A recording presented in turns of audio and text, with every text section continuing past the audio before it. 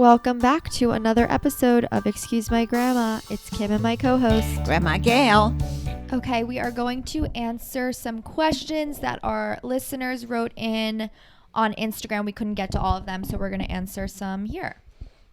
Okay, Kim, shoot me the first question. Okay. How to nudge a boyfriend of 2.5 years together, 28 and 29 years old, toward the next step / proposal.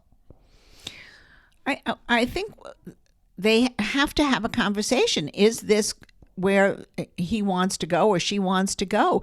If he says, I'm not ready, after 2.5 years, there's something definitely wrong with the relationship. So I think that has to be looked at. If it's just a matter of timing and he's waiting for the exact right moment, say, you know what, there'll never be a perfect time. Let's just do it over the weekend, or let's just do it the next month. Push the envelope. Yeah, because you'd rather know than be like guessing and then waste your time. Well, it's not only waste your time, be frustrated and then be angry. Right.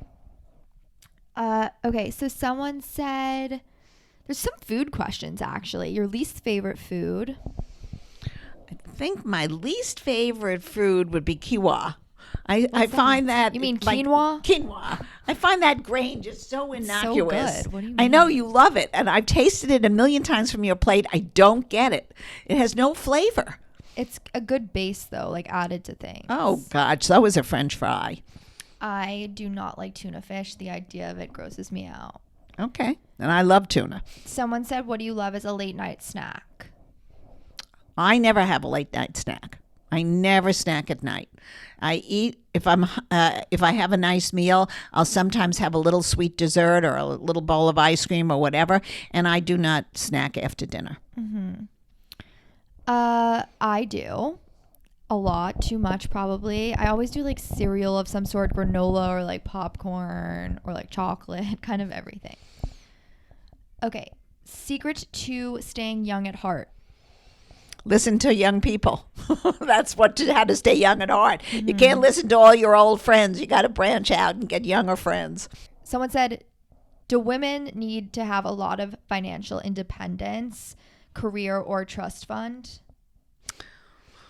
Well, it depends on the woman. I mean, I think every woman, if they make money, should keep it in a little separate area for a rainy day if they need it, or if it needs to be part of the marriage or the relationship to fund each other. It should be discussed. I do think it's always good to have a little bit, whether you're a man or a woman, a little bit of money on the side that is strictly yours and nobody can touch in case of a rainy day. Mm-hmm. Speaking of that, someone said, what did Grandma do as a career? Grandma's career was raising a family and loving it. Mm-hmm. That was more than I could ever have wanted out of any career. I enjoyed every minute of it. They also want to know how many kids you have. Grandma had 2 children, a wonderful daughter and son. Someone actually wrote in, how would you describe your daughter? So my mom. My daughter is the light of my life. She's been a wonderful daughter, and she's a kind, good person. Mm-hmm. And we have told this story, but not in a long time. So just like a short version of how you met Poppy. Well, I met Poppy fixed up by my aunt and uncle and his parents. They were friends. So we met through family friends and through relatives, actually, not family friends. And we went on a date, and I guess a little less than a year later, we were married. So this week we have Tennesha Wood on the episode. She created the Broom List, which is the first matchmaking firm for Black professionals. And we loved her. We thought that she made so many great, valid points about dating in modern times.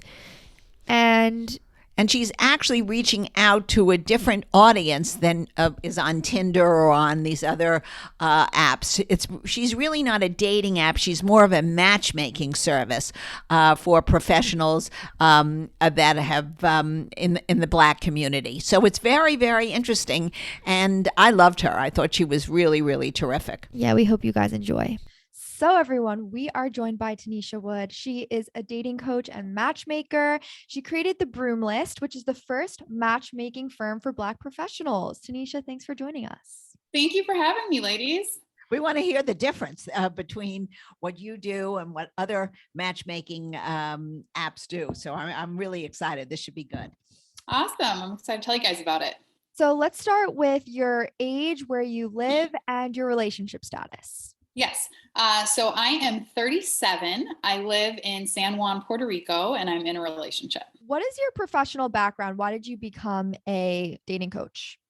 Yeah. So I, prior to becoming a matchmaker, I spent many years working in sales and, working at corporate. And as a part of my career, I was traveling around to like several major cities and, lived in those cities and found it really hard to date at times. So I grew up in Minneapolis, and then my first job out of school was in San Francisco. So when I moved to San Francisco, I knew nobody, had this job, and was really excited to be in a new city and a new place. And now this is like circa 2008 timeframe. So we have to remember, like, dating apps weren't even apps at the time. You were literally logging on to like Match.com or OkCupid on your computer. But anyway, because I didn't know anybody, I started dating online, and it was pretty easy for me in terms of like meeting people, because at the time, like, my mission was really to like explore the city, get to know people, but I wasn't necessarily like, I need to find a serious relationship right now. So started meeting a lot of guys, and, a lot of them were great. They were cool. They were nice, but when there's just not that like spark or the thing, but like nothing wrong with them. Just Grandma Gail calls it the tingle. The tingle. Yes. You don't get the tingle. And so, but because, I was still getting to know people, I didn't feel the need to like drop them. I just kept them around, but, on a friendship level. So as I started meeting girlfriends, they were like, oh, how have you met these guys? Like, how are you meeting these guys? I'm like, oh, I'm on Match.com. Like, let me help you set up a profile. And then eventually when I moved to New York, same thing where, I was meeting people, was going out a lot, meeting guys on apps, became friends with them. And then friends would ask, can you hook me up? So I was kind of that person. And eventually I wasn't really loving, my sales job and corporate life. And so started out sort of just helping people with profiles, eventually started my podcast and giving out advice. And that's how I really got into the coaching aspect of it. And then during the pandemic, I found that people had like, they'd sort of reached their limits in a way with coaching, where they're like, okay, I've done the work. A lot of my clients were like, okay, I feel like I've done the work. I feel like we've gotten a lot done, but like, I'm ready to actually meet somebody. Like, can you introduce me to somebody? And so that's when I started the Broom List. So I started the Broom List in November of 2020, just in response to, what clients were asking for, but also knowing that as Black professionals, what happens is sometimes the higher you ascend in your career, the harder and harder it becomes to meet people, because the less and less Black people that you tend to be around. And so, like I said, I've struggled with it. I've seen many of my friends struggle with it. So this was really my answer to, bring everybody together and create this platform. Did you use the Broom List to find your current partner? No, we actually met prior to starting the Broom List. He had reached out to me after seeing me on Instagram, or no, he saw me on Tinder, then decided to reach out to me on Instagram, which at the time I was like, stay on the platform that you meet people on. So it was a little creepy, but it worked out. Well, as old as time nowadays. That's the modern love story. Right. So talk to us a little bit about the matchmaking process with the Broom List. Like, how do you decide if one person's going to be good with another? Yeah. So I have quite an intensive process. So by the time I actually, set people up to go on a date, like, they've kind of been through the ringer with me. So the first thing that I do with clients is we do a video call that's about 2 hours, and we talk about everything from communication styles to therapy to sex to family background, relationship history, religion, politics, just everything that helps me to understand exactly who people are. Additionally, I do a home tour. So you guys remember the show MTV Cribs? Of course. Yeah. So people show me around their home. No. It was like, when was that? The early 2000s? Yeah, probably early 2000s. Yeah, they would be like, blah, blah, blah, and welcome to my crib. And MTV would do like a house tour of a. All right. When you're in somebody's home, like, I think you really get a sense of who they are. There's just so much that, like, doesn't come up in everyday conversation. But when you're in somebody's home, like, you see the kind of art that they're into, you see how they like to keep their space, you see the things that maybe they don't They're have. a slob or they're not a slob. That too. Pick up the towels in the bathroom. Kind of simple. Okay. But yeah, it just really gives such insight into who people are. And then the last thing I do is I talk to a friend or family member about them. So I do a little bit of a reference check and see what the people closest to them think about them. And so sort of my thought process behind that is, when you are really like searching for a serious relationship, I want all the other factors to be out of the way. Like, I don't want you to wonder if this person's on the same page as you, what their lifestyle is like. All I want you to do on a date is focus on, is there chemistry? Is there that tingle? Do I feel the thing? Not, do we actually want the same things out of life? Yeah. Right. That's a really good point, because I feel like so much of the time you're like, but they check all these boxes and I invested all this time to figure it out. And now you're like, well, I don't know if the connection was there from the beginning, but if from the beginning that they already fit a certain profile. That's why, like, when we're always talking about meeting someone at a bar, it's like, well, then you have to do the dirty work after you already are emotionally invested in someone. Exactly. So that makes a lot of sense to me. Because how often have you heard somebody say, I really like him, and then 3 months later I find out, and it's like some big revelation where it's like it's a non-starter. Like, oh, I find out this person never wants to get married, or they never want kids, or they're in horrible financial shape, whatever it might be. But it's like, let's just get it all out up front.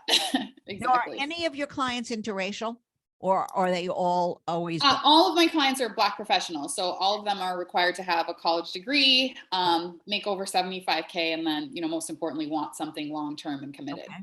Mhm. All right, very interesting. And what's the average age of most of your clients?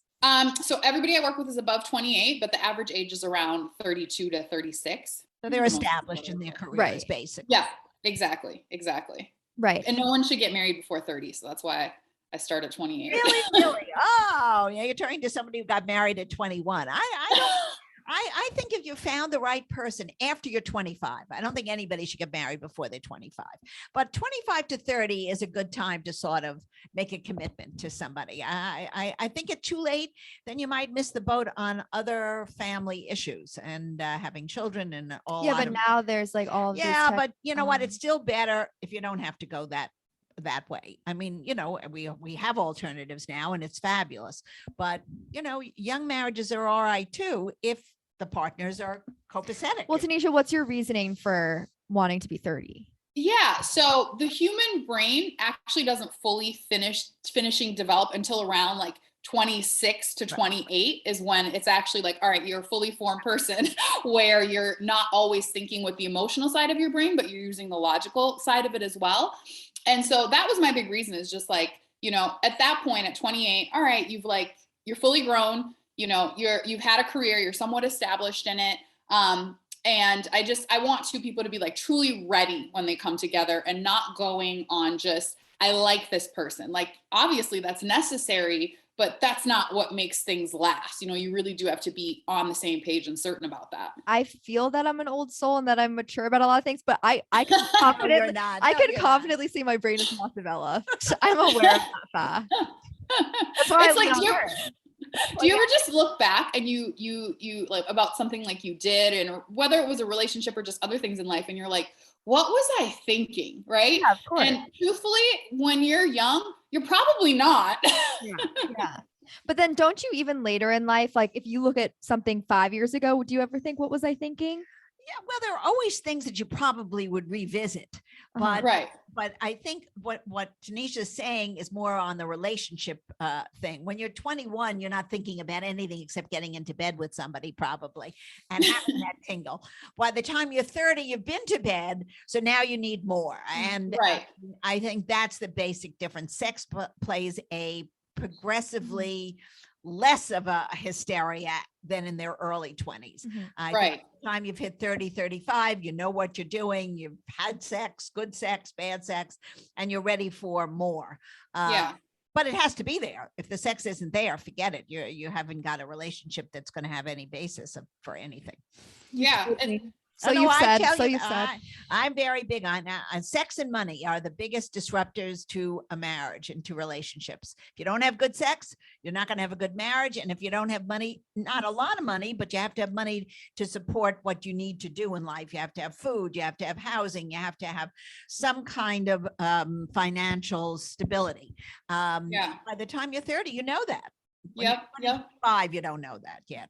I have a question for you though. Do you think that it's so in the same way that it's possible to get more money, it's possible to move up in your career and like get more and more financial stability. Do you think the sex piece can also grow? So let's say that that's not there. You don't feel like it's the best in the beginning. Do you think that there's room for that to grow and develop as the relationship does? Are you asking Grandma Gail? Yes, yes, yes. Grandma Gail believes that if the sex wasn't good in the beginning, it's not going to get much better. It may Interesting. maybe you'll have a conversation. This turns me on. That turns me on. Let's try it. But you have to have some form of a spark between two people. I don't think you can So you're saying like manufacture that. sex can get better, but attraction can't grow.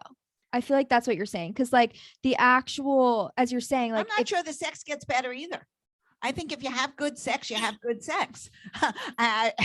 Take it from somebody who knows. You're not going to develop better sex unless you're doing it by yourself. But I think sex is like I think it's more of like an emotional act than a physical act, right? So I think if you have sex with somebody that you're not that familiar with, I don't think it's ever really that good, even if physically it feels good, because it's missing the emotional piece. Right. But don't you think like as you get to know somebody and they get to know you and your body and your likes and your dislikes, and you get to a point where you're comfortable saying, look, I like this, I don't like this, do this, don't do that, that it can get better?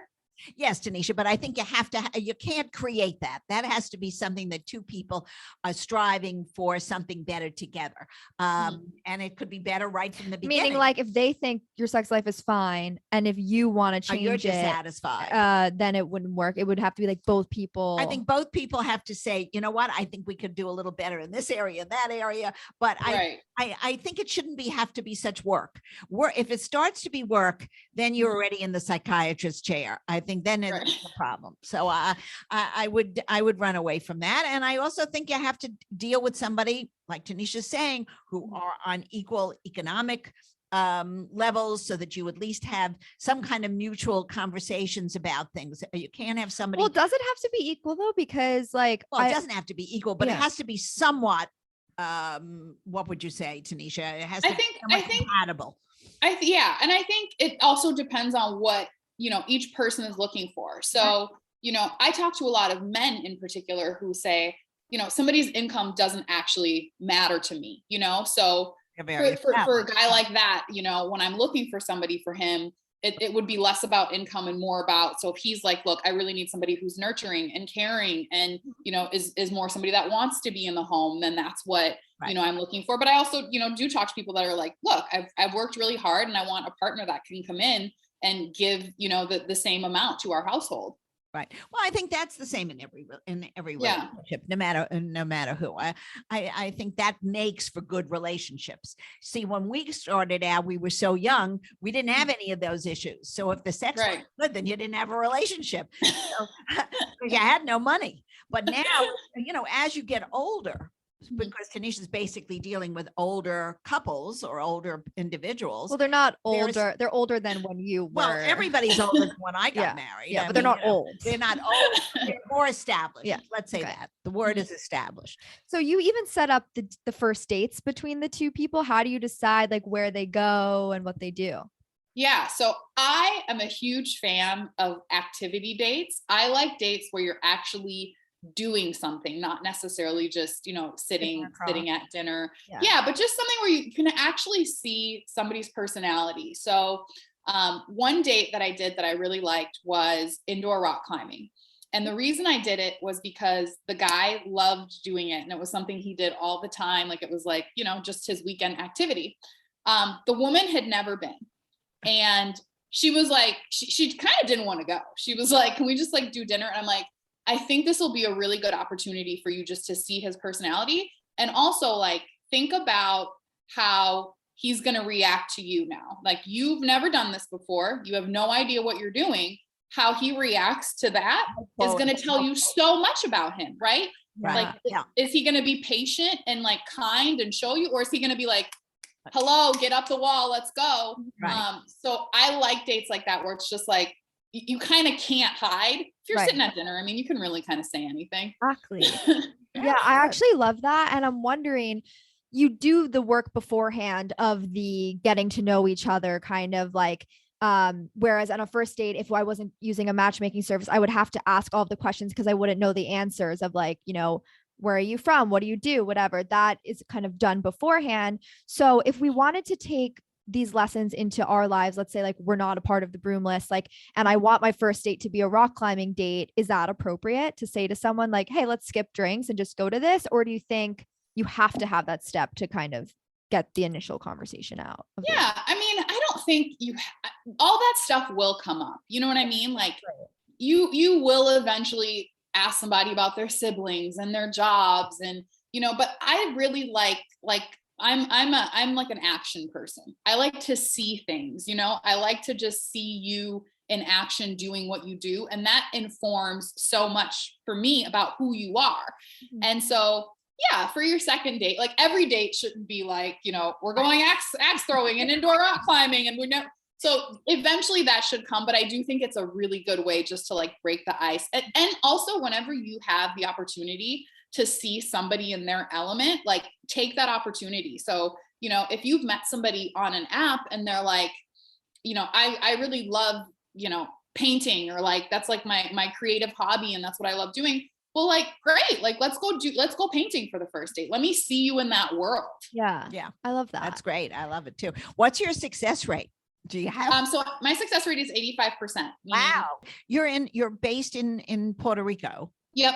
And so is it harder now or to see clients? Yeah, everything's basically been virtual. So I do most of what I do over Zoom. And, I've had a couple clients that have come down here, which has been nice. So there's a couple that they just moved in together and their first vacation was to Puerto Rico. So we got to see them in person. That's the other question I'm going to ask you. Now, these are mature adults that we're talking about. So when you say move in together, okay, that's the next stage. Now, in your mind or in these clients' mind, how long does a move in stay till they go to the next space?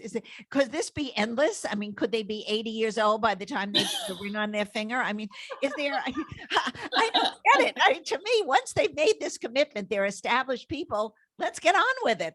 But is there a time, do you see a tangible time frame or a logical time frame? Yeah. So I think because most of these people come in on the same page, meaning these are people that want to get married and like want that together. I don't think that so much of a question is like, is this going to happen if we're right for each other? I do think though that there are stages, and I think those stages are appropriate. So like the couple that I was just talking about that just moved in together, they started seeing each other last April. Right. So they saw each other for about 2 months and then they decided to be exclusive. After that, there was a family wedding and they went and met each other's families, and then they spent the holidays with the families, and now they've moved in together in January. So I feel like this is all a good pace. And if all goes well, hopefully they'll be engaged within the year. But yeah, I don't think it takes forever to know, I tend to see things in threes. So like within 3 minutes of meeting somebody, if you want to spend 3 hours with them, within 3 hours, if you want to spend 3 dates, within 3 dates, if you want to spend 3 months, so that's how I tend to view things, but it doesn't take forever. So, I have a policy that you can put your membership on hold for up to 3 months. And the reason that it's 3 months is because if you've been seeing somebody for 3 months and this is not moving in the direction of exclusivity, like I'm going to match you with the next person.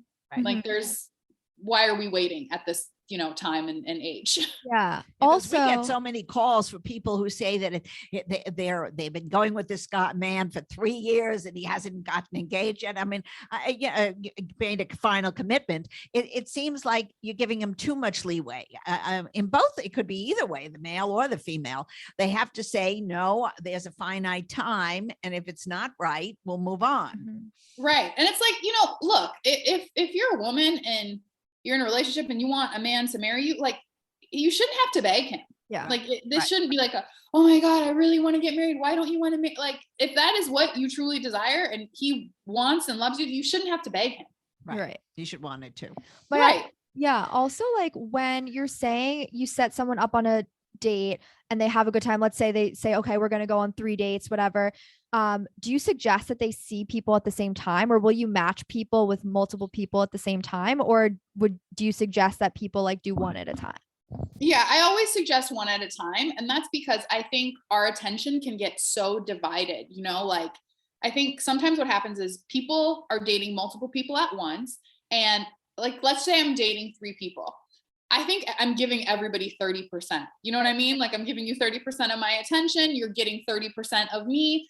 And if I'm giving and getting that, what I'm judging you on that. So I'm not judging you at 100%. I'm judging the 30% of you I've seen. So I think it's almost better just to like get to know somebody, you know, with intention and with intensity, meaning like going out with them a couple times a week, really like really sharing, really asking the right questions, and then decide like, okay, so I've given 100%, you know, I spent a month with this person, I gave them 100%, they gave me 100%.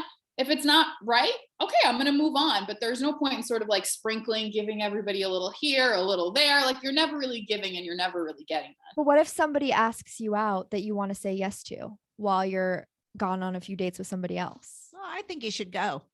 Yeah, I'm not saying like, you know, exclusive with somebody. Yeah, I'm not saying like, oh my gosh, like cut everybody else off and, you know, but I'm saying like, don't waste your time if you feel like this isn't it, and just to have people around, you know. So if you really like somebody, like, yeah, keep seeing that. And if somebody else asks you out, I think that's okay. But when you get to the point where you feel like your attention is divided, make a choice. Yeah, I think that's what I was doing wrong for a really long time. Well, you didn't really like any of them enough to be only. Yeah, but then one. I shouldn't go on like 10 dates with each person. Like you should cut it off earlier. Well, right. And sometimes it feels like that. Yeah, it feels like I think we date sometimes to just avoid loneliness, right? To avoid the feeling of like nobody's texting me, nobody's calling me. But if you're not being enriched by those interactions, then do something else with your time. I also think that it was a very different dating the last year and a half. It really isn't dating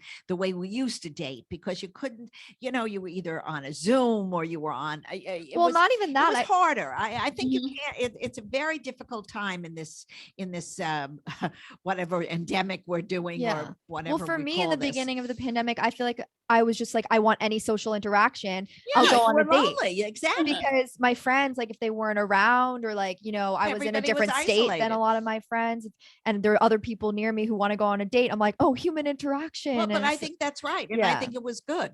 It's just no drag it on is what Tennesha right. said. Yeah.